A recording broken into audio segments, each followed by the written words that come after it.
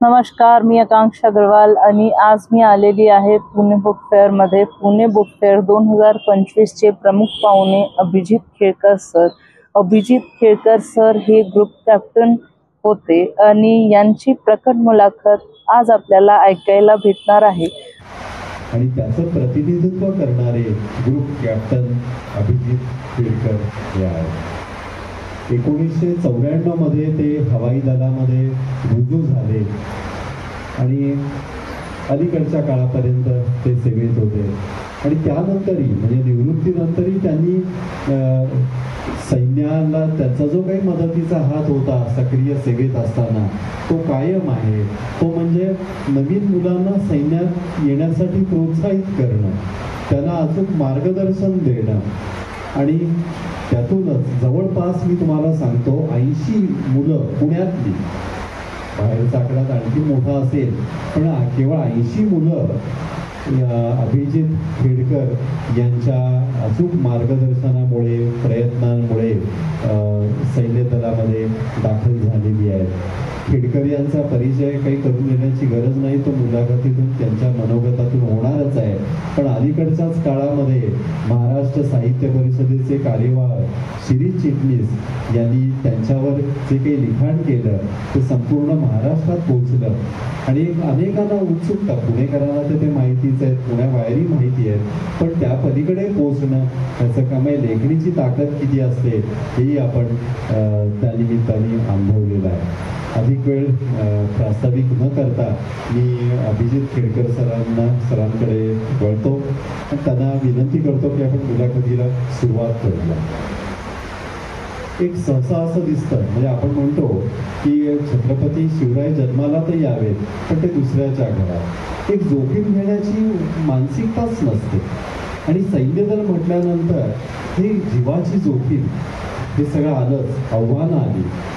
आणि एक आपल्याला ऐकायला बोलायला आवडतं पण प्रत्यक्षात आपल्या घरातली व्यक्ती त्या ठिकाणी जाऊन काही कार्यरत राहणं फारसं रुचतं असं नाही. एक थोडीफार मानसिकता आहेच. तर अशी मानसिकता असलेल्या समाज आपण पाहता आपल्याला कुठून प्रेरणा मिळाली की सैन्य दलात जावं, हवाई दलात जावं आणि कोणतं कारण त्यासाठी घडलं प्रकाश? नमस्कार. आणि पहिले तर खूप खूप आभारी आहे मला बोलवलं, तो मान सन्मान दिला आहे. आधी पण आपण भेटतो त्या दिवशी तुझा so from the bottom of my heart thank you very much. तर मी ग्रुप कॅप्टन अभिजित खेळकर. मी आत्ताच म्हणजे 31 मेला सेवानिवृत्त झालो आहे आफ्टर 32 इयर्स ऑफ लाईफ. माझं सगळं लहानपणीपासून बालपण सगळं पुण्यातच गेलं आणि आमच्याकडे असं कोणी सैन्यात कोणी नव्हतं. पण वडील IFS ऑफिसर होते, गव्हर्मेंट सर्व्हिसमध्ये होते आणि त्यांची लहानपणाची इच्छा होती की त्यांना आर्मीमध्ये जायचं होतं आणि त्यांचे बरेचसे मित्र तेव्हाचे आर्मीमध्ये सिनियर ऑफिसर्स होते.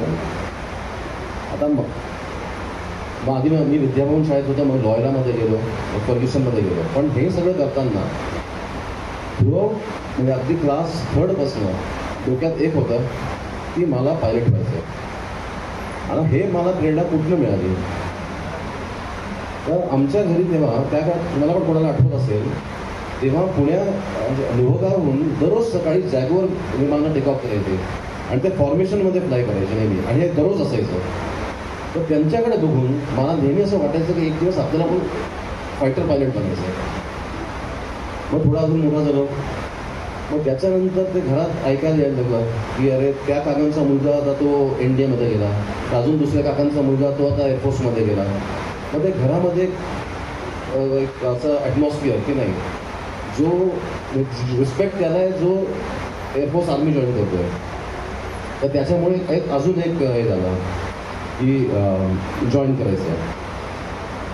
तेव्हा आमच्या शाळेतनं लॉयलामधनं आमची एक टीचर होती मिसेस आनंद म्हणून. तिचा हजबंड तो NDAमध्ये तेव्हा इन्स्ट्रक्टर होता. तर त्यांनी आम्हाला सांगितलं एकदा येऊन NDA बघा. ज्यांनी कोणी NDA आतनं एकदा बघितलं तर ते जे इम्प्रेशन तुमच्या डोक्यावरती राहील की आपण रेस्ट ऑफ द पुणे आता कसं दिसतंय. आता तो खूपच घाण झालं आहे फ्रँकली स्पीकिंग, पण त्या काळात सुद्धा पुणे कसं दिसतंय आणि एकदा एनडीच्या आत गेल्यावर ते कसं दिसतं, हा फरक जेव्हा जाणवतो मग तेव्हा कळतं की नाही काहीतरी फरक आहे आर्म फोर्सेसमध्ये आणि आपल्या सिव्हिलियन लाईफमध्ये. मग त्यांनी अजून मन पक्क झालं की आपल्याला जायचंच आहे.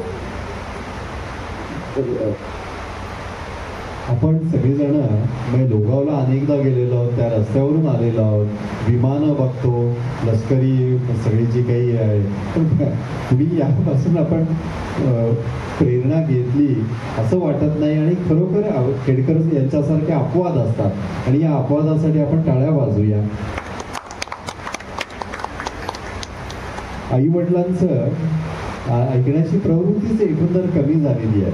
पण वडिलांनी त्यांचं स्वप्न बघितलं की मुलांनी सैन्य दलात गेलं तर फार छान होईल, आणि ते स्वप्न त्यांच्या कर्तृत्वात मुलांनी पूर्ण केलं. हाही एक मोठा क्षण. सर, आपलं प्रशिक्षण माझ्या माहिती हैदराबादमध्ये झालं. काय स्वरूप होतं आणि किती वर्षाचं ते होतं? तर मी फर्ग्युसनमधनं ग्रॅज्युएट झालो आणि UPSCद्वारे घेणारे कंबाईंड डिफेन्स सर्व्हिस एक्झाम असते, तर ती क्लिअर केली, चांगल्या PE क्लिअर केली. तर एंट्रन्स एक्झाम जेव्हा होते, तुम्हाला कळत आहे ना, ऐकू येते, कारण this is more for you all. पुढे आलं तरी चालेल, आपण पुढे बस.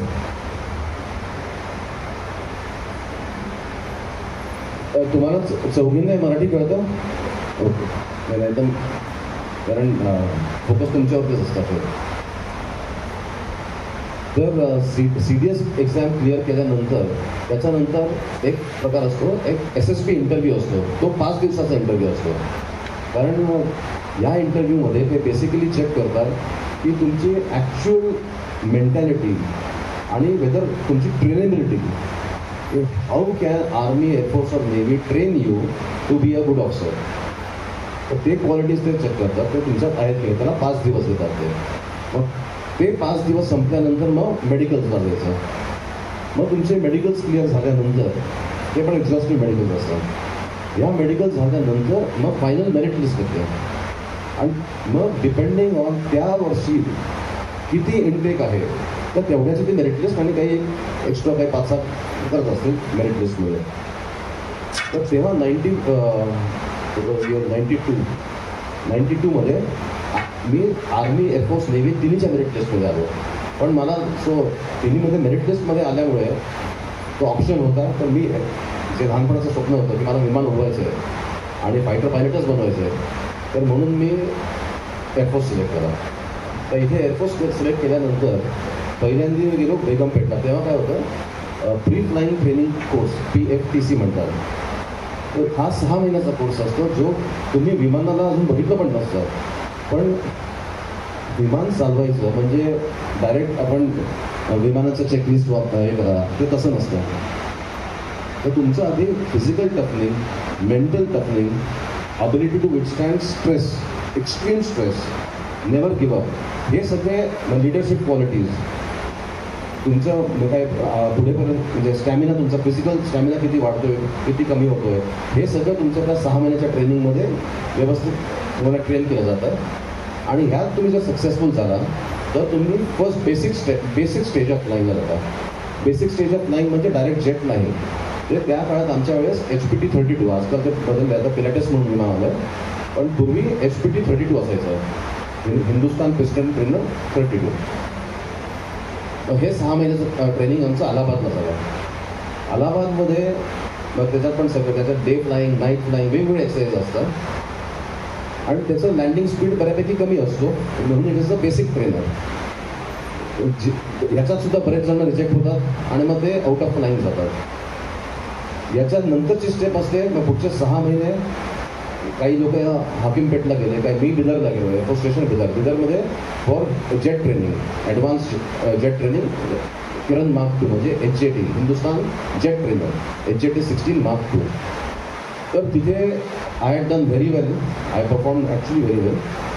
पण 17 डिसेंबर 94ला आमचं कमिशनिंग झालं आणि त्या दिवशी मला कळलं it is award of wings, सगळ्या पायलटला विंग्स मिळतात. अवॉर्ड ऑफ विंग्स आणि रँक्स. फर्स्ट रँक तिकडे त्या पासिंग आउट परेडमध्ये तुम्हाला मिळतं आणि त्याच्या एक दिवस आधी तुम्हाला अनाऊन्स करून सांगतात की आता तुमचं फ्लाईंग ट्रेनिंग बेसिक संपलेलं आहे आणि तुम्ही आता पायलट होणार आहात उद्या आणि उद्या ऑफिसर पण होणार आहात. तर त्या दिवशी ते डिसाईड करतात की तुम्ही फायटर्समध्ये कोण जाणार, ट्रान्सपोर्ट एअरक्राफ्टला कोण जाणार आणि हेलिकॉप्टर्समध्ये कोण जाणार. तर इथे माझं नाव आलं हेलिकॉप्टरच्या लिस्टमध्ये. तर माझं जे स्वप्न होतं की मला फायटर पायलटच बनायचं आहे, तर ते मला त्या दिवशी जरा एक झटका लागला आणि जे काय असेल तर it was not in my hands. आणि नेक्स्ट डे कमिशनिंग वगैरे झालं पण मी त्याला डिजेक्टेड होतो. आईवडील आले होते पासिंग आउट परेडसाठी. तेव्हा एक इन्स्ट्रक्टर आला आणि याच्यावरून तुम्हाला कळेल की इन्स्ट्रक्टर्स तुमच्यावरती प्रत्येक स्टेजला तुमच्यावरती किती लक्ष ठेवून असतात आणि रिक्वायरमेंट ऑफ द सर्व्हिस आणि इंडिव्हिज्युअल रिक्वायरमेंट हे दोन्ही याचं हे कसं कॅल्क्युलेट करतात. तो इन्स्ट्रक्टर आला तरी मला म्हटलं की मला माहिती आहे की यू आर अपसेट आणि तुला फायटर्सलाच जायचं होतं, पण आता मी तुला सांगतो की हे आम्ही जे काय रिकमेंडेशन दिलं की तुला हेलिकॉप्टर्सला पाठवायला पाहिजे, त्याच्या मागे कारण आहे. म्हणतं काय कारण, तर throughout having been good in all phases of flying, पण तुला नाईट फ्लाईंगमध्ये स्पेशली किरणमध्ये असताना, जेट ट्रेनरमध्ये असताना तुझं लँडिंग स्पीड आणि तुझी लँडिंग कन्सिस्टन्सी ही थोडीशी मार्जिन ऑफ एरर कमी आहे त्याच्यावर. आणि ह्याच्यानंतर जे नेक्स्ट स्टेज आहे if you go to fighters ते डायरेक्ट MiG-21 आहे. कारण त्या काळात फर्स्ट स्टेट वॉज MiG-21. आता आपल्याकडे हॉक्स वगैरे आले. तर इथे जिथे आमचं landing speed was approach speed was 180 km/h जे आम्ही करत होतो, हे दुसऱ्या दिवशी मिक्सला गेल्यावर ते सरळ होणार होतं 350 km/h. तर आता the risk was too high, so it was in my safety that they decided no you cannot go directly to MiGs. तर तिकडे जर गेलास आणि त्यांना ग्राउंड करतील, जर जमलं नाही तर ग्राउंड करतील आणि समजा जमलं तर knowing your what we have judged you it is difficult. तर असं करत मी हेलिकॉप्टरवर लागलो. वेगळं जग आपल्यासमोर ग्रुप कॅप्टन अभिजित केळकर यांच्या बोलण्यातून उलगडत आहे. तर आपलं पहिलं पोस्टिंग जे होतं ते नॉर्दर्न विभागामध्ये होतं, मला वाटतं 1994. आणि त्यावेळेला त्या विभागातलं सर्वात आपलं महत्त्वाचं राज्य सीमेवरचं काश्मीर, प्रचंड अशांतता, अतिरेक्यांचा हिंसाचार, सीमेपलीकडून त्याला मिळणारी चिथावणी आणि सगळं दुःखदायक एक असं चिंता करावी असं वातावरण.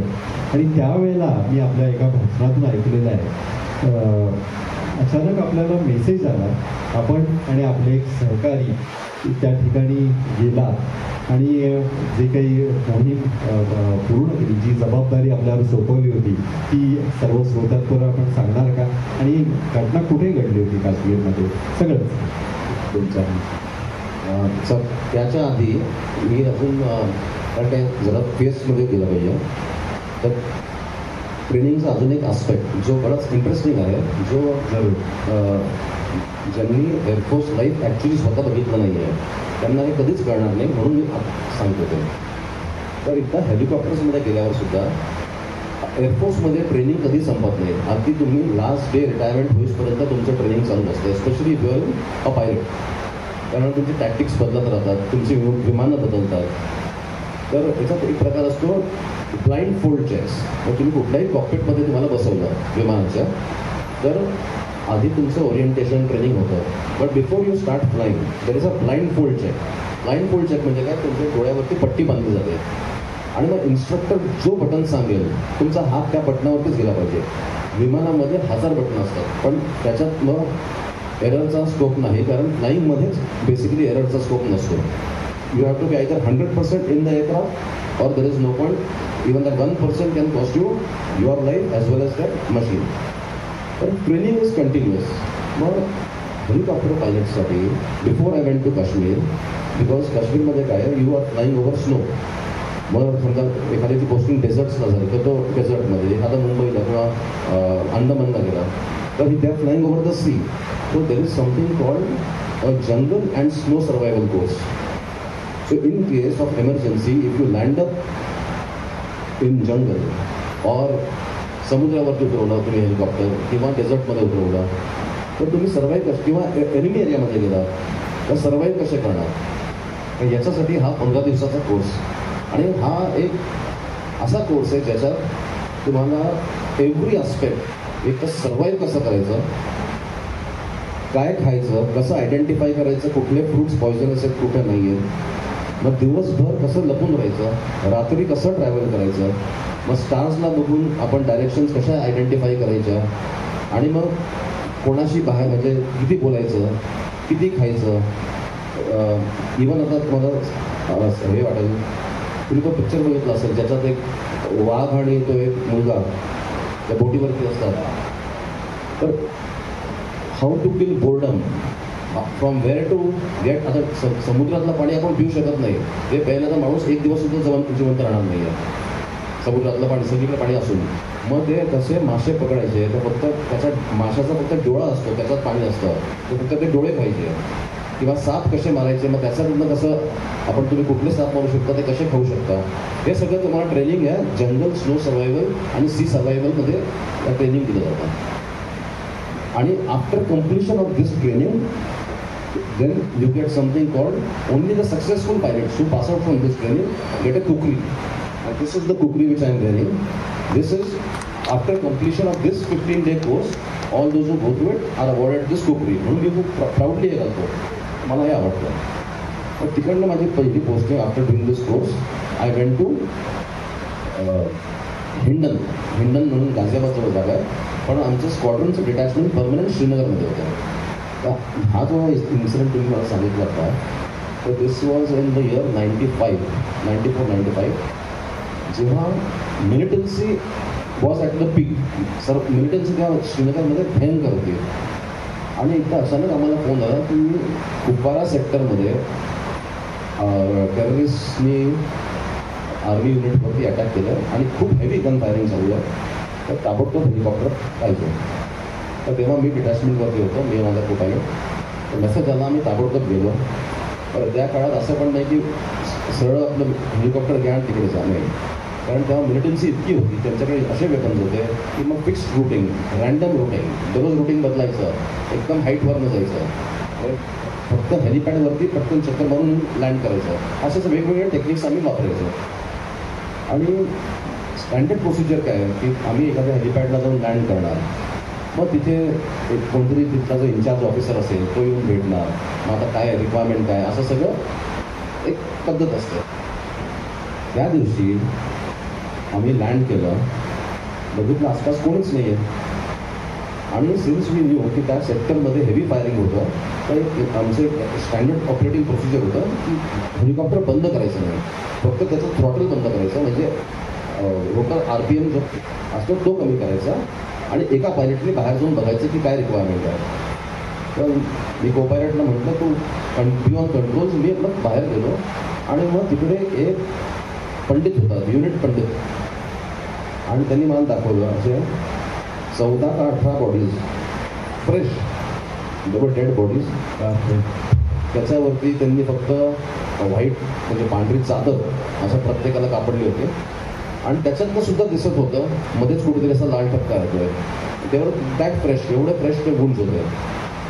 ते म्हटलं अगर कोणी आहे का हेल्प करायला, आपल्याला त्यांना घेऊन जायचं आहे मिलिटरी हॉस्पिटलला, तिकडे त्यांना शिफ्ट करायचं आहे. तर मग तिकडनं पूर्वी नंतर आर्मी विल टेक केअर, कोणाला कुठे पाठवायचं आहे.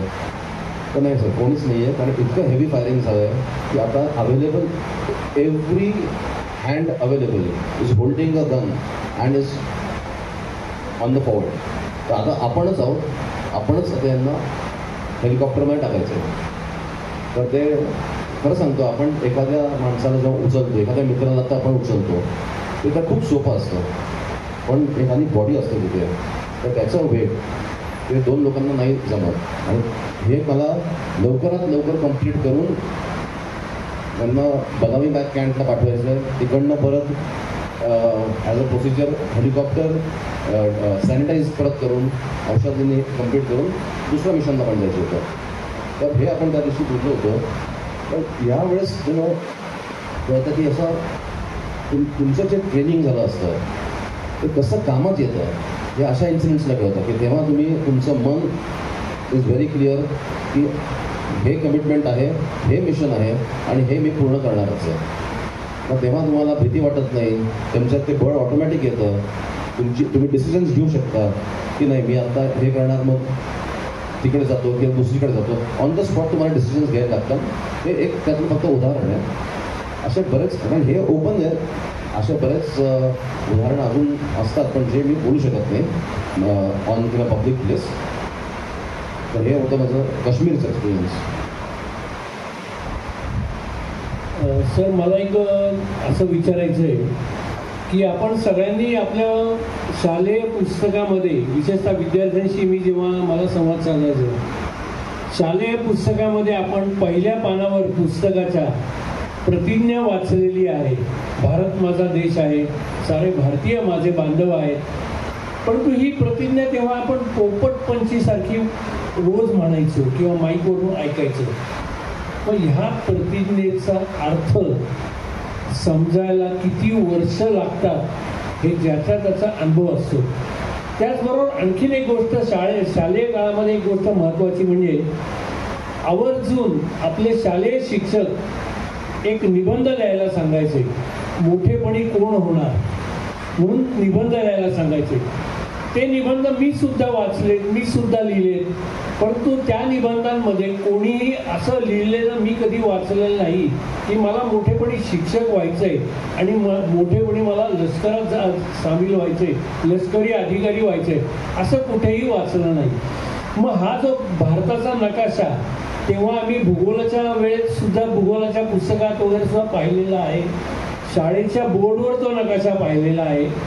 परंतु हा नकाशा पाहताना लँड आणि मदरलँड याच्यामधला फरक जो आहे तो एखाद्या कर्तृत्ववान लष्करी अधिकाऱ्याच्या घरी गेल्यानंतर आपल्याला निश्चितपणे समजतो. जेव्हा आम्ही खेडकरांच्या घरी गेलो तेव्हा उंबऱ्यावर पाऊल ठेवता क्षणीच आम्हाला ड्रम्पेटचे आवाज यायला लागले, कारण हे एका लष्करी अधिकाऱ्याचं घर आहे, भारलेलं असं घर आहे आणि घराच्या कानाकोपऱ्यात जी काही स्मृतिचिन्ह त्यांनी जपून ठेवलेली आहेत तो अर्थातच निश्चितच अभिमानाचा प्रकार. तर मला सर तुम्हाला असं विचारावंसं वाटतं की मी सुद्धा घाम गाळून आपला देश पाहिलेला आहे. अटलजींचं ये देश सिर्फ जमीन का तुकडा नाही हे वाक्य हा परिच्छेद सुद्धा स्वतः जीवापाड ऐकलेला आहे. आणि त्याच्यानंतर जेव्हा आपण अनुभव संपन्न होतो तेव्हा आपल्याला लँड आणि मदरलँड याच्यामधला फरक समजतो. तुमच्यासारखं कर्तृत्ववान आयुष्य आम्ही जेव्हा समजून घेण्याचा प्रयत्न करतो तेव्हा माझा असा एक शेलका प्रश्न राहील की हा लँड आणि मदरलँड मधला फरक तुम्हाला केव्हा, एक ठिणगी तुमच्या मनामध्ये केव्हा पडली?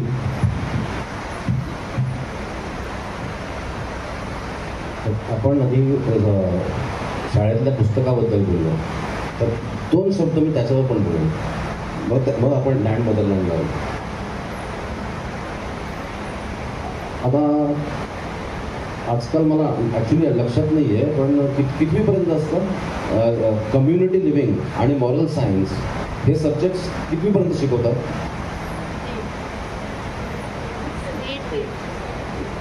10th पर्यंत आहे मॉरल सायन्स आणि कम्युनिटी लिव्हिंग 8th पर्यंत. आणि आपल्याकडे अजून ते बऱ्याच आपण न्यूजमध्ये ऐकतो की अजून ते एक वॉर चालू आहे, वॉर की कुठल्या लँग्वेजेस शिकवायचे, कुठल्या लँग्वेजेस नाही शिकवायचे, कोण हिंदीच्या अगेन्स्ट आहे, कोण मराठीच्या अगेन्स्ट आहे, कोण तमिळच्या अगेन्स्ट आहे, हे वॉर चालू आहे.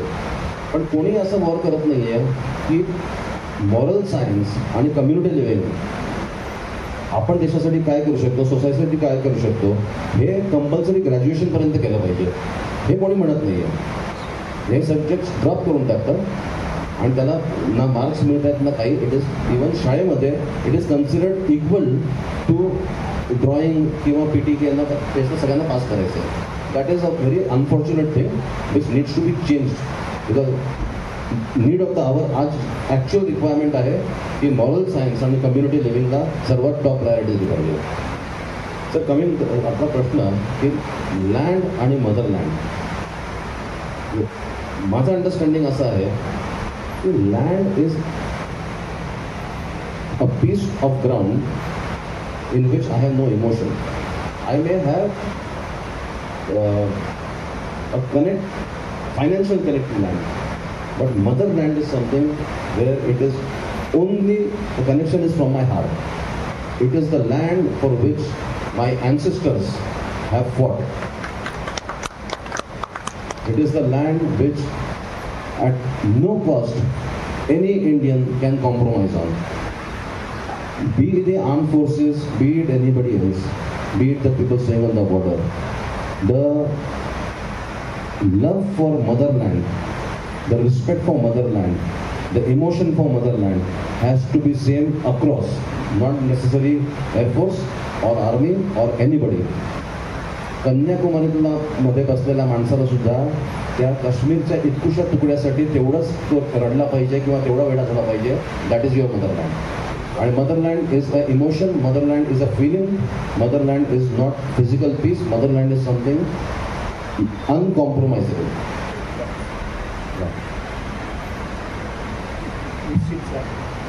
अजून एक तुम्हाला असं विचारावं असं वाटतं की लष्करी म्हणजे भारताच्या सर्व सीमा आम्ही खूप जवळून पाहिलेल्या आहेत. एवढा वैविध्यपूर्ण निसर्ग अन्य कुठल्याही जगातल्या देशाला नाही. म्हणजे -50 डिग्रीज आणि +50 डिग्रीज असं टेम्परेचर एका वेळी असलेला असा आपला देश आहे. आता 62 सालच्या चिनी युद्धाच्या वेळची परिस्थिती, तेव्हाचं तंत्रज्ञान आणि आता बदललेलं तंत्रज्ञान ह्याच्यामध्ये मनुष्यबळाचा विचार करता काय काय फरक तुम्हाला जाणवत आहेत? एक तर तंत्रज्ञानाचा प्रचंड प्रभाव, AI वगैरे हल्ली जे जे काही विषय चाललेले आहेत, त्याचबरोबर अद्ययावत युद्धसामुग्री हा सुद्धा एक महत्त्वाचा प्रकार आहे. तर ह्या विज्ञान तंत्रज्ञानाच्या प्रकारामध्ये जे आपण म्हणतो की लँड आणि मदरलँड कन्सेप्ट ज्याच्या मनामध्ये आहे त्याचं महत्त्व थोडं कमी होतंय का, असा एक प्रश्न माझ्या मनामध्ये आहे. सर अगदी बरोबर. 1962 आपण 1947 पासून चालू करू. वॉरफेअर म्हणजे डावपेच, टॅक्टिक्स, वेपन सिस्टम्स आणि the man behind the machine सगळ्याचं चेंज झालेलं आहे. आणि मॅन बिहाइंड द मशीनमध्ये चेंज कसं, सोसायटीत चेंज झालेली आहे. आपले आजोबा किती फिट होते किंवा त्यांचं देशाबद्दलचं प्रेम किती होतं, मग ओव्हर द जनरेशन्स आपण बघत गेलो आहे आणि आता आपण कुठे गेलो आहे. It's a natural, I don't know whether I should call it progression or the other way round, but it is a natural process which is happen. आणि वी हॅव टू ओव्हर, आपण त्याला तोडगा तर काढलाच पाहिजे. मशिनरी ॲडव्हान्स होत गेली आहे, एनिमीची machinery अजून ॲडव्हान्स होत गेली आहे, मग इनोव्हेशन्स आले आहेत. आता हे सगळं हँडल करायला नो मोर आता वॉरियर लागत नाही. ठीक आहे, आता the concept is scholar warrior. त्यामुळे आता इव्हन तुम्ही NDAमध्ये बघितलं तर NDA फॉर नेव्ही आणि एअरफोर्स जे पूर्वी इव्हन BA वगैरे जॉईन करू शकत होते, आता इट इज कंपल्सरी BTech, की तुम्ही 3 वर्ष BTech कोर्स करता NDAमध्ये आणि 1 वर्ष मग तुमच्या नेक्स्ट अकॅडमी, एअरफोर्स अकॅडमी किंवा नेव्हल अकॅडमीमध्ये जाता. तर आता इव्हन माझ्या मुलांनी तो 12वी नंतर इमिजिएटली नेव्हीमध्ये जॉईन झाला, पण नेव्हीने त्याचा BTech करवलं at the Indian naval academy. तर आता जो नेव्ही आणि एअरफोर्सचा हात आहे that everybody has to be BTech. So all pilots are not BTech. पण याचा अर्थ असा नाही की बाकीच्या फील्डचा स्कोप नाही आहे. आपल्याकडे right from statistics, doctors, lawyers, accounts department, you be surprise, even musicians, हे सगळे ट्रेड्स असतात, be it in the officer ranks or below the officer ranks. तो स्कोप सगळीकडे आहे. पण हा फरक जो सर तुम्ही अगदी बरोबर पॉईंट आउट केला की आता रिक्वायरमेंट फक्त स्कॉलर वॉरियरची आहे, वॉरफेअर कम्प्लिटली बदललं आहे. आणि along with that scholar warrior the knowledge of beyond space. For Air Force, earlier it was Air Force, now it is Aerospace Force. Then new dimensions of warfare कुठले आले? Electronic warfare, cyber warfare. मग हे सगळं handle करायला एक माझ्यासारखा pilot तर मी तर नाही हँडल करू शकतो. याला एक्सपर्ट कोणता इलेक्ट्रॉनिक्स इंजिनियर असेल तर तोच हे सगळं हँडल करू शकतो. तर आता ह्या सगळ्या फील्ड्स पण आपल्या खूप ओपनच झाल्या आहेत आणि त्याच्यासाठी डेडिकेटेड डिपार्टमेंट्स आहेत विदिन दी आपल्या आर्म फोर्सेस. इनफॅक्ट एक जसं आपण म्हणतो इथं सदर्न कमांड, वेस्टर्न कमांड, आता तसं आपल्याकडे एरोस्पेस कमांड, EW कमांड, आता हे सगळं येत आहे. तर इम्प्रूव्हमेंट्स आणि changes, it is continuous process. Your doctrine changes and it will keep evolving. या ठिकाणी पुढचाही कार्यक्रम आहे, पण अर्थात आपल्याला काही प्रश्न अजून राहिलेले आहेत विचारायचे. साहित्य संमेलनाचे माजी अध्यक्ष, आघाडीचे कथाकार भारत सासणे सर पण या ठिकाणी आलेले आहेत. सर, एक कन्सेप्ट जी आहे म्हणजे वैमानिक विरहित विमान, त्याचे आपण भारतामध्ये पायनियर मानले जातात, त्याबद्दल थोडंसं. पण त्याचबरोबर मगाशी तुम्ही सर्वात प्रथम उल्लेख जो केला की क्षमता त्या ज्या बाणवल्या जातात त्याचा कशा पद्धतीने कधी उपयोग होईल सांगता येत नाही. तर GOC म्हणून पाटणकर असताना आपण एक सुचवलं की कशा पद्धतीने शस्त्राचे पार्ट करून ते नंतर जोडता येतील आणि शत्रूवर मात करता येतील. हे एक दोन सांगाल का सर? आपल्याकडे ॲक्च्युली वेळ किती आहे त्याप्रमाणे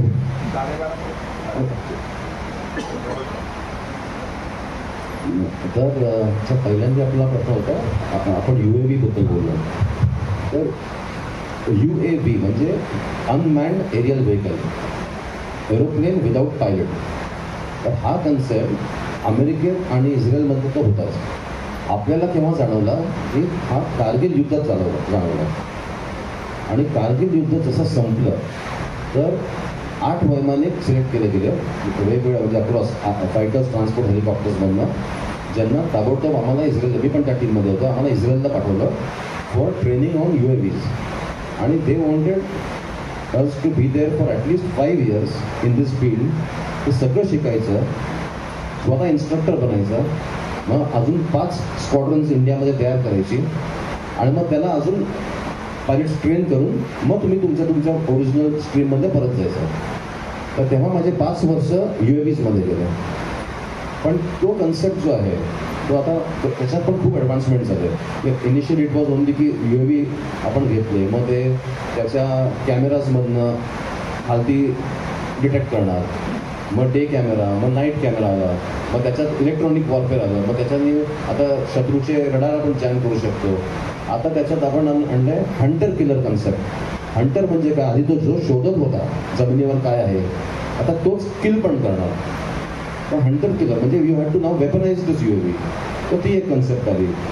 तर असं करत करत इट इज ओनली इम्प्रूव्हिंग.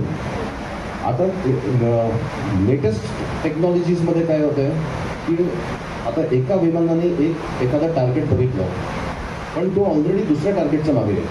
तर मी हे टार्गेट जे दुसरं आहे ते ऑनलाईन माझ्या मित्राला, जो माझ्या राईटला समजा एखादा फ्लाय करतो, मी ते ऑनलाईन त्याला ट्रान्सफर करतो आणि तो ते टार्गेट टेक ओव्हर करतो. So now it is handing over of targets also to each other. So again coming back to the point, who will be able to do this? Only a scholar warrior can do it.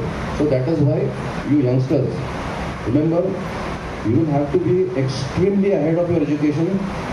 If you are prepared for IIT, then you can think about doing well in the present armed forces. दुसरा प्रश्न होता की general Patankar त्यावेळेला जी काही अडचण आली होती आणि ती आपल्या कल्पकतेमुळे सोडवली गेली, ते आपल्या श्रोत्यांसमोर जरा. वर्ष होता 1996.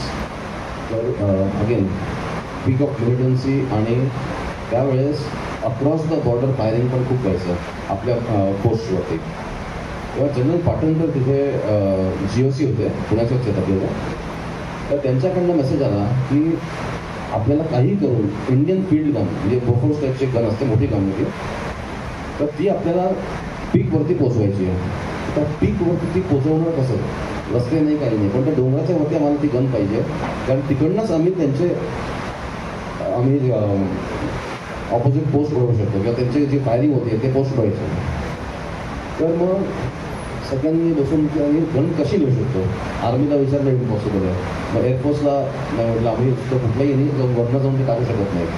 मग शेवटी असं डिसाईड झालं तेव्हा की let us break this gun into as many parts as possible.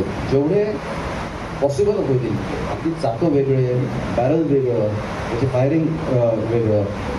तर you break up into many parts आणि मग ते मोठ्या नेट्समध्ये बांधले. ते हेलिकॉप्टरच्या खालती लटकवले आणि असे 7-8 सॉर्टेज करून ओव्हर 2-3 डेज मग तिथे ते वेगवेगळ्या ठिकाणी टाकले. मग आर्मीचे जवान वरती चालत गेले. त्यांनी तिकडे ते परत रिअसेंबल केले आणि ती गन तयार केली. आणि हे झाल्यानंतर ते आपल्याला जेवढा ते धोका होत होता त्या सेक्टरमध्ये, सेक्टरचं नाव मी काही घेत नाही, पण त्या सेक्टरमध्ये जेवढा धोका होता ते 2 दिवसात सायलेन्स झालं. त्याच्यानंतर एक सुद्धा बंदूक तिकडनं परत फायर नाही झाली. कारण त्यांना एक्सपेक्टेडच नव्हतं की आपण एक गन तिथे अशी पोझिशन करू. हा तो इन्सिडेंट होता ज्यांनी पाठवलं होतं. एक प्रेक्षकांचा प्रतिनिधी म्हणून, नंतर सैनिक मित्र परिवार या नावाची NGO त्याचा एक फाउंडर म्हणून, आणि माझा सख्खा भाऊ सुद्धा एअरफोर्समध्ये 16 वर्ष त्यांनी सर्व्हिस केली. तर या सगळ्या गोष्टी, सगळ्या रोलचा विचार करून मला काही प्रश्न विचारायचे वाटतात की सैन्य दलाबद्दल गैरसमज खूप आहेत का, की लोकांना असं वाटतं की ते पार्ट्यांमध्ये दाखवतात ग्लास घेऊन चेअरअप करणं, अमुक तमुक किंवा असं वेगवेगळं जे असतं ते म्हणजेच आर्मी लाईफ आहे का, असा एक लोकांमध्ये समज असतो. मग युद्ध काळाव्यतिरिक्त या आर्मीचं नेमकं काम काय असतं, असा अनेक जरा थोडासा मी त्याला धारिष्टाने वेडसर प्रश्न की ज्यांनी काही माहिती घेतलेली नाहीये असा वेडसर प्रश्न सुद्धा लोक विचारतात. त्याचबरोबर मी जी प्रत्यक्ष गोष्ट पाहिलेली आहे, मी जेव्हा प्रवासात होतो तेव्हा सुचेतगड बॉर्डरवर आपल्या सैनिकांनी इथल्या एका सीमा भिंतीवर स्वतः ऑइल पेंटनी त्यांच्या मनातली व्यथा लिहिलेली आहे. ती व्यथा अशी आहे की god and border men all people adore in time of need only. when the peace is restored, God is forgotten and border men ignored. ही सैनिकांची व्यथा सैनिकांनी सुचेतगड बॉर्डर पोस्टवर प्रत्यक्ष भिंतीवर ऑइल पेंटनी त्यांच्या मनातली व्यथा मांडलेली आहे. मग आता प्रत्यक्ष सैनिकी जीवन, आणखीन एक गोष्ट सांगायची म्हणजे सैन्य दलामध्ये जे वरिष्ठ ऑफिसर असतात, कमांडिंग ऑफिसर किंवा वरिष्ठ ऑफिसर, यांचं आयुष्य वेगळंच असतं. त्यांच्या पत्नीचं आयुष्य तर वेगळंच असतं. सातत्याने होणाऱ्या बदल्या कुठेही स्थिरस्थावरता नाही. आणि त्या रेजिमेंटची मातृत्व की कुठे काही खुट्ट कोणाचं काही वाजलं, कौटुंबिक काही गडबड झाली तर ते त्या सैनिकाच्या पत्नीनी रेजिमेंटची अशा पद्धतीने ते पालकत्वाच्या भूमिकेतून त्या सगळ्या भूमिका रोल स्वतःचा निभवायचा. तर लोकांच्या मनामध्ये सैन्य दलाविषयी असलेलं थोडंसं अज्ञान आणि प्रत्यक्ष सैनिकी जीवन ह्याच्यामधली दरी कमी करण्यासाठी सैन्य दल किंवा तुमच्यासारखे काही अधिकारी प्रयत्न करतात का? कारण आम्ही जे प्रत्यक्ष सैन्य दल पाहिलं की युद्धकाळाव्यतिरिक्त यांना काय काम असतं, तर प्रत्यक्ष युद्धाच्या त्या जिथं घुसखोरांच्या मार्गावर सुरुंग पेरण्याचं काम, त्याचं स्थान बदलण्याचं काम, त्याच्यानंतर ते नष्ट करण्याचं काम हे सातत्याने युद्धकाळाव्यतिरिक्त करावं लागतं. त्याचबरोबर बॉर्डर रोड ऑर्गनायझेशन या नावाची संस्था त्या भागामध्ये रस्ते बांधण्याचं काम करत असतील. सरहद्दीवरच्या लोकांच्या मनामध्ये दुवा साधला तर ते लोक सैनिकांना मदत करतात. ही गोष्ट लक्षात घेऊन शैक्षणिक, आरोग्य आणि संरक्षण विषयक असं सर्व काही मदत हे भारतीय सैन्य दल हे तिथल्या सरहद्दीवरच्या सैनिकांसाठी करत असतं. परंतु हे प्रत्यक्ष जो पाहतो त्याला या गोष्टी माहिती असतात. तर हा जो दुरावा आहे, हा जो सैनिक आणि कॉमन माणूस यांच्यामधलं जे अज्ञान आहे, दुरावा आहे, तो कमी करण्यासाठी तुमच्यासारखा सजग अधिकारी काय करू शकेल?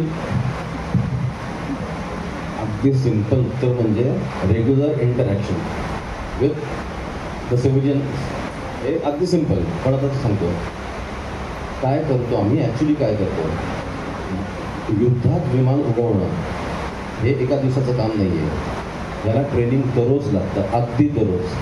तर आत्तासुद्धा जे आपण तुम्ही लोगावला जर बघितलं तर दररोज तो Su-30 पायलट विमान टेक ऑफ करतो आणि त्याची जी लाईफ आहे फॉर हिम वॉर म्हणजे इट इज ओनली की आज दुश्मन ॲक्च्युअल फायर करणार आहे तुमच्यावर, बाकी दुसरं काही बदलत नाही. तो ट्रेनिंग आणि तो त्या दिवशी वॉरमध्ये जसं एअरक्राफ्ट त्याचं चालवणार आहे तो तेच दररोज करतो आहे. त्यामुळे he is preparing for war every day. परीक्षेची तयारी कायम 365 दिवस. ते म्हणतात the more you sweat in peace the less you will bleed in war. So you have to sweat it out every day. आणि आपण म्हणतो आता आर्मीचा रोल, आर्मीचा रोल जर पॉइंटेड आउट की हा बॉर्डरवरती वॉरच्या वेळेस सगळ्यांना कळतोच आहे, तेव्हा अगदी फार कव्हर मिळतं. पण माझा आता दुसरं काउंटर क्वेश्चन असेल की जेव्हा सरकारने वेगवेगळे डिपार्टमेंट फॉर्म केले आहेत, बी इट डिझास्टर रिलीफसाठी, लोकल बॉडीज वेगवेगळे अजून पण असतात, तरीसुद्धा पाऊस पडला आर्मी बोलवा, फ्लड झाले आर्मी बोलवा, एखादं लहान मूल बोरवेलमध्ये पडलं आर्मी बोलवा, रस्ता वाहून गेला आर्मीला बोलवा. तर हे किती दिवस आणि किती वर्ष हे चालणार. कारण ज्या माणसाने खरं त्याच्यासोबत ट्रेनिंग केलं पाहिजे आणि जो जेव्हा फॉरवर्ड एरियामध्ये असतो त्याच्यानंतर त्याला 2 वर्ष मिळतात परत पीस लोकेशनमध्ये त्याच्या बायकोबरोबर, फॅमिलीबरोबर, त्याच्या मुलांबरोबर राहायला. हे 2 वर्ष कसे संपून जातात की तो परत पुढचे 3 वर्ष बॉर्डरवरती असतो, जिथे परत त्याचा फॅमिलीपासून ब्रेक झाला असतो. पण तेव्हा आपण त्यांना याच्यात सगळ्यात अडकून ठेवतो. तर हे कितपत बरोबर आहे हे सुद्धा सिव्हिल सोसायटीने विचार केला पाहिजे. नवीन जेव्हा ऑफिसर जॉईन होतो तेव्हा त्याला कशा पद्धतीचं ट्रेनिंग दिलं जातं हे सुद्धा आम्ही बहुत करीब से देखा आहे. तर त्या रेजिमेंटच्या बाहेर, कॉमन जवानांच्या रेजिमेंटच्या बाहेर एखाद्या झाडाखाली तंबू उभा करून त्या ऑफिसरला त्या ठिकाणी मुक्काम करायला लावणं आणि ते जवानांचं आयुष्य जवळून त्यांनी पाहावं या हेतूने सुरुवातीचे त्याचे अप्रेंटिसशिप पिरियडमधले 6 महिने ते वर्षभर त्याला तंबूमध्ये राहून या सगळ्या गोष्टी पाहायला लागतात. परंतु ह्या गोष्टी एक सिक्रेसी किंवा काय म्हणू आपण ती थोडासा कॉशियसनेस अशा पद्धतीचं, परंतु ह्या सगळ्या गोष्टी आर्मीच्या बाबतीत विशेषतः ऑफिसरच्या बाबतीत केल्या जातात. आणि त्या ठिकाणी सैनिकाचा धर्म हा फक्त राष्ट्रधर्मच असतो. सर्व सणवार, सर्व पक्ष, सर्व धर्माचे सणवार हे त्या ठिकाणी त्या त्या दिवशी त्या रेजिमेंटचा जो पंडित असतो, म्हणजे धर्मगुरू पंडित, बरोबर ना, त्या रेजिमेंटचा गुरु असतो. म्हणजे समजा आपण पुण्यावरून राख्या पाठवल्या तर त्या राख्यांचे ज्या काही तिथं पोहोचल्यानंतर त्या सगळ्या राख्यांची पूजा रक्षाबंधनाच्या दिवशी त्या ठिकाणी होते आणि त्यानंतर तो पंडित त्या जवानांना समक्ष राखी बांधायचा, त्या ठिकाणी त्या स्वतः राखी बांधतो आणि मग त्या पोलादी मनगटामध्ये रेशीम धाग्याने 1000 हत्तींचं बळ आलेलं असतं. त्या छोट्या छोट्या गोष्टी असतात की ज्या आम्ही पाहिल्या, यांनी इम्प्लिमेंट केल्या आणि जनतेमार्फत त्याचं ज्ञान वाढण्यासाठी याचा निश्चितपणे उपयोग होतो. सरदा आपण बंद त्याच्या मनात या 4 यंगस्टर्ससाठी, ठीक आहे प्लीज, पण त्यांना त्याचा खूप फायदा होईल म्हणून त्यांच्याशी बोलायचं आहे. आता आपण SSB किंवा कुठल्या नॉट नेसेसरली SSB ओनली, लाईफमध्ये तुम्हाला कुठल्याही फील्डमध्ये सक्सेस पाहिजे असेल तर तुम्ही एक लक्षात ठेवा, मनसा, वाचा आणि कर्मणा. What does that mean? आणि your entire SSB is based on this. मनसा, वाचा, कर्मणा. मनसा is what you think, okay, त्याच्यात तुमचा सायकॉलॉजिस्ट चेक करतो व्हॉट यू थिंक. वाचा हेच तुम्ही काय बोलताय, ठीक आहे, म्हणजे इंटरव्ह्यू ऑफिसर तुम्हाला चेक करतो. आणि कर्मणा इज तुम्ही ॲक्च्युली काय करताय, okay.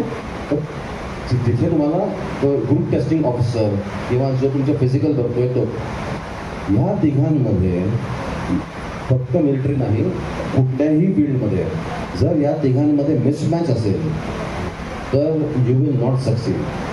What you think is what you should be speaking, what you are speaking is what you should be doing. हे जर बरोबर परफेक्ट मॅच झालं तर तुमच्या सगळ्या गोष्टी सक्सेसफुल होतील. ठीक आहे. नंतर आता तुम्ही जेव्हा प्रिपेअर करता एक्झामसाठी असू दे किंवा आजच्या दिवसासाठी असू दे, रिमेंबर एक गोष्ट, desired end state. Desired end state म्हणजे काय? आता माझं आजचं डिझायर्ड एंड स्टेट आहे की मला संध्याकाळी आज एका फंक्शनला जायचं आहे, तर आय विल वर्क बॅकवर्ड्स की संध्याकाळी किती वाजता पोचायचं आहे, मग त्याच्या आधी किती वेळ ड्रायव्हिंग करायला लागेल, मग माझी गाडीमध्ये पेट्रोल आहे की नाही, असं करत करत जर तुम्ही बॅकवर्ड्स अख्खा दिवस म्हणजे एखादे कुठला इव्हेंट काही असू दे तर आला तर you will get your starting point. If you don't think बॅकवर्ड्स you have 100 starting points. आणि ह्या 100 स्टार्टिंग पॉईंट्स तुमच्या करिअरमध्ये आजच्या तारखेला तुम्हाला कुठे घेऊन जाते याची काही गॅरंटी नाही आहे. हे जर तुम्ही बॅकवर्ड आखलं तर तुमचा इकॉनॉमी ऑफ एफर्ट होईल. तुम्ही कमीत कमी पेन आणि कमीत कमी वेस्टेज ऑफ टाईममध्ये तुम्ही तुमची पायरी बरोबर तुम्हाला त्या डेस्टिनेशनला घेऊन जाईल. तर डिझायर्ड एंड स्टेट काय आहे त्याच्यावरनं you should always select what is your first step. ठीक आहे. हे दोन या गोष्टी लक्षात आल्या. सेकंडली, आपण जेव्हा तयारी करतो, आणि हे अगदी खरं आहे कारण हे स्वतः मी नोटीस केले, बरेच पालक पण नोटीस करतील.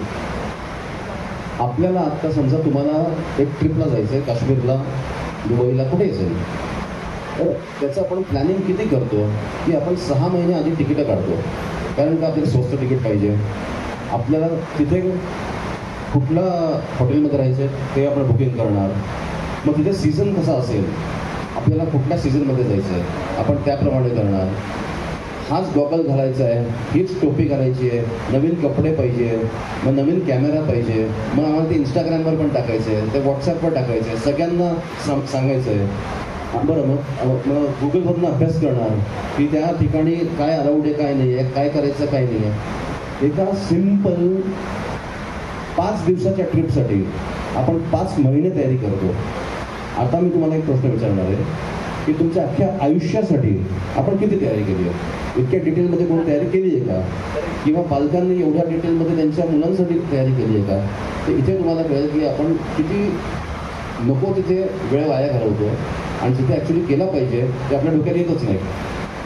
हां, so make it a point. या 3 गोष्टी लक्षात ठेवा: मनसा वाचा कर्मणा, डिझायर्ड एंड स्टेट, आणि कुठल्या गोष्टीवर किती वेळ घालवायचा. हे जर तुम्ही लक्षात ठेवलं तर तुम्हाला यश लवकर मिळेल. यश मिळणारच आहे पण ते लवकर मिळेल. ठीक आहे. एक नवीन जग अभिजित खेडकर सरांनी आपल्यासमोर उलगडून दाखवलं. इंडिया हा देखील आपल्या कारकिर्दीमधला एक महत्त्वाचा टप्पा ठरला. आपण अनेक विद्यार्थ्यांना त्या ठिकाणी घडवलं आणि आजही आपण त्याच प्रेरणेने कार्यरत आहात की युवकांनी सैन्य दलात जायला पाहिजे. त्याबद्दल 1-2 वाक्य. आणि आजचे जे उपस्थित श्रोते आहेत, मगाशी नागरिक शास्त्र, संकेत, जबाबदाऱ्या सगळा उल्लेख झाला, आपण काय संदेश द्याल? आणि ते झालं की आपण समारोप. मला फक्त एक वाक्य अशासाठी बोलायचं आहे की सैनिक हा सरहद्दीवर लढत असतो, त्याचं नाव असतं, त्याचा ऑफिशियल त्याचा दर्जा असतो, त्या कागदोपत्री त्याचं सर्व काही असतं. परंतु त्याची पत्नी जी काही असते तर ती पत्नी, त्याचा प्रपंच सांभाळणारी पत्नी, त्याची सैनिकाचा प्रपंच सांभाळणारी, ही सुद्धा दुसरी लढाई लढत असते आणि तिचं कुठेही गवगवा नसतो, कुठेही वाच्यता नसते, कुठलीही अपेक्षा नसते. हे सर्व काही आम्ही जवळून अनुभवलेलं आहे. तरी देखील तुमच्या पत्नीचं या ठिकाणी या मुलाखतीच्या वेळेस निश्चितपणे आम्हाला कौतुक करावं असं वाटतं. म्हणून हे 2 शब्द त्यांच्यासाठी. अगदी खरं आहे. Role of family, especially wife आणि चिल्ड्रन पण, कारण त्यांचंसुद्धा दर 2-3 वर्षांनी त्यांची शाळा बदलत असते, त्यांचे फ्रेंड्स बदलतात, त्यांचे सब्जेक्ट्स बदलतात आता इथे मराठी शिकत होतं तर तिकडे कंपल्सरी त्यांना दुसरी अजून भाषा शिकायला लागते. हे असं जे चेंजेस असतात तर पण सवय होऊन जाते त्याची. आणि विदिन नो टाईम असं कळतं की युअर एअरफोर्स किंवा आर्मी किंवा navy that is your larger family and we take care of each other. म्हणजे we do not actually depend on anybody else because we know we can take care of each other. So we do that. आणि आपण त्याच्यात N D एबद्दल बोललो. हां, मी N D एमध्ये 4 वर्ष instructor होतो, joint director training होतो. आणि तिकडे पण असे म्हणजे experience in training has always मला विद्यार्थ्यांबरोबर कॅडेट्सबरोबर वेळ घालवायला भयंकर आवडतो. त्यामुळे मला एन डी एक्सपिरियन्स पण भयंकर मला खूपच चांगला वाटला होता. आणि आता दुसरं मी जे आता करतो आहे रिटायरमेंटनंतर की मी free of cost coaching for SSB पूर्वी पण करायचो आणि अजून चालूच आहे माझं. कोणीही कधीही मला फोन करावा. माझं एकच असतं की एकट्या माणसाने नका येऊ, एक 5-6 जणांचा ग्रुप बनवा आणि मग आपण ठरवू कुठला वेळ कसं. जर येता येत नसेल तर ऑनलाईन करू. बऱ्याच वेळा की उद्या जायचं SSBला तर मग तेव्हा मी एमर्जन्सीमध्ये त्यांचा रात्री पण 12 वाजता 1-1.5 तास त्यांच्याशी गप्पा मारतो. त्यांना सांगतो काय नाही करायचं काय करायचं. आणि fortunately results have been good. आत्तापर्यंत more than 80 cadets have already cleared SSB. Some have already passed out as officers which includes my son also. तो आता नेव्हीमध्ये मुंबईत पोस्टेड आहे. आणि हे मला ह्या वर्षाच्या एंडपर्यंत ॲक्च्युली वेळ फार कमी आहे पण असा एक स्वप्न आहे की ह्या वर्षी मला सेंचुरी मारायची आहे की अजून 20 जणांचं ह्या वर्षापर्यंत कम्प्लीट करायचं आहे. आणि दॅट हॅपन्स. सगळ्यांच्या शुभेच्छा आहेत. तर उपस्थितांना पण काय सांगाल? ती झाली की आपण समारोप करू. काय संदेश आपल्या सर्वांना? मी एकच सांगतो, everybody is a warrior. Everybody in individual capacity is doing for the country. एवढंच आहे की कधी कधी आपण विसरतो, आपण आपल्या पर्सनल रिक्वायरमेंट्सला कधी कधी पुढे ठेवतो. पण जर तुम्ही जसं आपण एक दररोज सकाळी प्रार्थना म्हणतो, दररोज सकाळी ब्रश करतो, जे काही तुमचं रेग्युलर असतं त्याच्यात एक अजून ॲड करा. विच मीन्स एक सिम्पल लाईन आहे, come what may, nation first always and every time. जर हे जर तुम्ही तुमच्या डोक्यात ठेवलं ना as a daily prayer, you will not fail as a good citizen of India. And if you find somebody is a bad citizen, do not be scared to raise your voice and speak against him. That will help. Jai Hind. अतिशय चांगला interview झाला आणि हा यूट्यूबवर जाणार आहे. आणि मला खात्री आहे की अभिजित खेडकर यांना वेगवेगळ्या कॉलेजेसमध्ये, स्कूल्समध्ये, कार्यक्रमामध्ये बोलवण्याला सुरुवात केली. जरी प्रथम आपण आनंद सराफांनी टाळ्याच्या गजरात स्वागत करूया. त्याचं कारण असं की प्रत्येक दसऱ्याला ते अशा पद्धतीच्या मिलिटरीमधल्या, नौदलामधल्या किंवा ज्यांनी असं काम केलेलं आहे त्यांना पुण्यामध्ये जाऊन घरी जाऊन त्यांचा सन्मान करतात. आणि यावर्षी नेमका योग असा आला की त्यांचा मला फोन आला. पांडुरंग बलकवडे पण होते आणि मी त्या कार्यक्रमाला हजर होतो. त्यांचा मी काही त्यांचं रेकॉर्डिंग पण केलं आणि तेव्हा माझ्या लक्षात आलं की सगळ्यात जरुरी कुणाला आहे. म्हणजे आता आपण बघतो की आपण सगळे कंटाळलो आहोत, म्हणजे वेगवेगळ्या वक्त्यांना कंटाळलो आणि कुणाला कंटाळलो आहोत.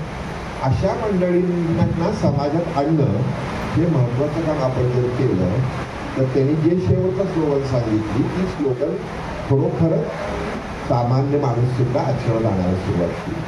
त्याच्यामुळं हा मला आनंद असं वाटतं की बहुतेक मला माहीत नाही पण हा आम्ही प्रयत्न केलेला पहिला कार्यक्रम त्यांना बोलवण्याचा आहे. नुकतंच या ठिकाणी जो स्पोर्ट्स काउन्सिलर सूर्यदत्ता इन्स्टिट्यूट आहे तिथेही लगेच त्याला आता बोलवणार आहे. की वेगवेगळ्या युवा पिढीला अशा व्यक्तींचं जर मार्गदर्शन मिळालं तर त्याचा उपयोग होईल. एवढंच नव्हे तर सगळं साहित्यामध्ये येईल. जसं आज इंग्रजी लिहिणारे 2 साहित्य तिथं हजर आहेत. मला खात्री की ते तुमच्याशी बोलतील. त्यांना जर तुमच्यात जाणवलं तर तुमचं पुस्तक पण ते लगेच तयार करतील. तर हे फार महत्त्वाचं आहे. म्हणजे नुसतं थांबून नाही चालणार. पण कुठले मीडिया आहे त्या प्रत्येक मीडियाच्या माध्यमातून जायला पाहिजे. मला तर अतिशय छान वाटलं की ते जे काम करतात ते फार महत्त्वाचं आहे. मी राजन यांना विनंती करतो एक 5 मिनिटं ती बोलतील आणि हा कार्यक्रम संपेल. पुन्हा एकदा आनंद सराफ, सप्तम मोरे आणि खेडकर साहेबांचं खूप खूप अभिनंदन. मला खात्री आहे की 2026 सालामध्ये कमीत कमी 50 ठिकाणी आपल्याला बोलवण्यात येईल. म्हणजे संदीप सांगायला आले नाही, म्हणून त्यांच्या अंडर 800 कॉलेजेस आहेत. तेव्हा आमचा हा प्रयत्न आहे की साधारणपणे 50 तरी कार्यक्रम वर्षात आपले व्हावे आणि आपण समाजामध्ये यावं. किंवा अशी मंडळीच आपल्याला महत्त्वाची आहे की जी समाजाला उपयुक्त होती. तुम्हाला बोलायचं निर्मोही फडके पुढचं आता इंटरव्ह्यू घेणार त्या पुण्यात मुंबईचे आहे, ठाणे ग्रंथालयाच्या प्रमुख आहेत. त्यांची बरीच पुस्तकं प्रसिद्ध आहेत, विशेषतः त्यांच्या पुस्तकावर नाटिका बसवलेल्या आहेत लोकांनी, असं बरंच आहे. ते आता इंटरव्ह्यू ऐकलेलं त्याच्याबद्दल 1-2 मिनटं बोलू. थोडंसं इंटरव्ह्यू करते, पण सर तुमचा आता जो काही थोडाफार मी इंटरव्ह्यू मुलाखत ऐकली आणि आता सर म्हणाले की तुम्हाला विविध ठिकाणून बोलावणे येतील, तर एक निमंत्रण मी आत्ताच तुम्हाला देते. ठाण्याचं आमच्या मराठी ग्रंथ संग्रहालय 132 वर्ष अशी जुनी आमची संस्था आहे आणि जे आशियातलं पहिलं ग्रंथालय आहे, मराठी माणसांनी ब्रिटिशांच्या काळात स्थापन केलेलं. तिकडे मी पदाधिकारी आहे आणि आम्ही दर 3 महिन्यांनी करिअर कट्टा तरुण मुलांसाठी ठाण्यामध्ये चालवतो. तिकडे अविनाश धर्माधिकारी सर येऊन गेले, उज्ज्वल निकम सर येऊन गेले, अनेक मुलांनी माणसांनी बोलवलेले. तर तुम्हाला मी एक आता जाहीर निमंत्रण देते. बाकी प्रत्यक्ष तुमच्याशी आम्ही बोलूच आणि आपण एक तुमचा कार्यक्रम ठाण्यामध्ये नक्कीच करू. धन्यवाद. राजन 2 मिनिटं लगेच आपण तुमच्या कार्यक्रमाला सुरुवात. ठाण्याचं इन्व्हिटेशन म्हणजे सेंचुरीकडे आपला वाटचाल चालू आहे असं समजून आलं. वेळात वेळ घालून सर आलेत आणि उत्कृष्ट दर्जाचं आपला इन्फॉर्मेशन म्हणजे आपल्या सर्वसामान्य माणसांना माहीत नसतं एक सैन्य अधिकारी किंवा एअरफोर्स ऑफिसरचा लाईफ कसं असतं.